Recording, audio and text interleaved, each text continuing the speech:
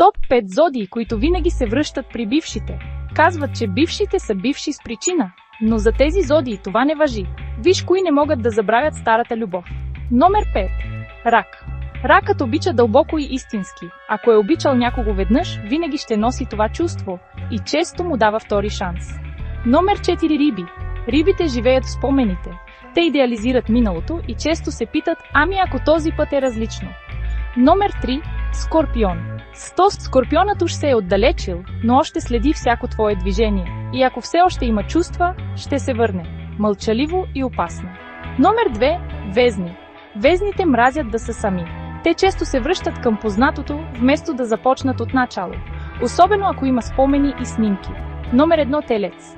Телецът трудно свиква с промени. Ако е обичал някого истински, ще направи всичко, за да го върне обратно.